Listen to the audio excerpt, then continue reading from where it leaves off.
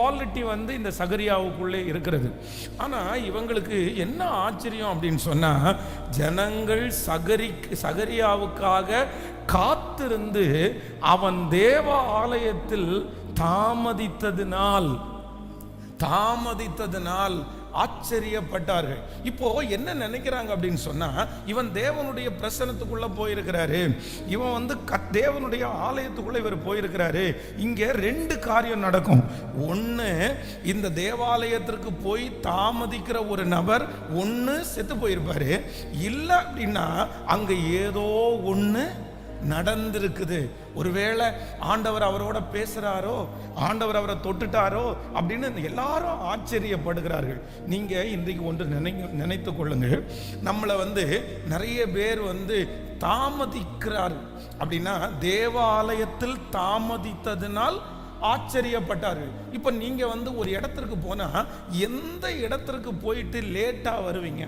இப்போ நீங்கள் நினச்சி போய் சிலர்கிட்ட நம்ம சொல்லலாம், இன்னும் கொஞ்சம் நேரம் தான் வந்துடுவேன், அரை மணி நேரத்தில் வந்துடுவேன், 3/4 மணி நேரத்தில் வந்துடுவேன் அப்படின்னு சிலர் சொல்லுவாங்க.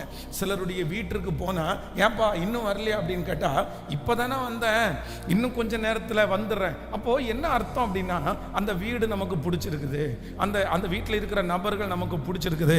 அப்போது எந்த இடத்த பிடிக்குதோ அந்த இடத்துல நம்ம என்ன பண்ணுவோம்னா ரொம்ப நேரம் உட்காருவோம், நம்ம தாமதிப்போம். பாருங்க, இன்னைக்கு நிறைய பேருடைய கையில் இந்த மொபைல் அப்படின்றது ஒன்று இருக்கிறதுனால நிறைய பேர் எதில் தாமதிக்கிறாங்கன்னா இந்த மொபைலில் தாமதிக்கிறாங்க. எப்பா வச்சுட்டு வாப்பா. நீங்களும் நானும் ஒரு தீர்மானம் எடுக்கணும்.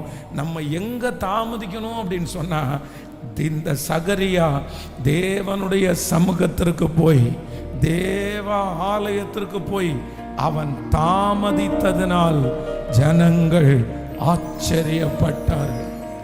இதுவரைக்கும் நீங்க வெற்றியுள்ள ஒரு பெரிய தலைவன், வெற்றியுள்ள ஒரு பெரிய தலைவி, உங்க மேல என் மேலையும் ஆண்டவர் ஒரு பெரிய நோக்கம் வைத்திருக்கிறது உண்மை. ஆனா இன்றைக்கு ஆண்டவரிடத்துல முதலாவதாக நம்ம கேட்கணும். என்ன கேட்கணும் அப்படின்னா, நீங்க எங்க தாமதிக்கணும் தெரியுமா?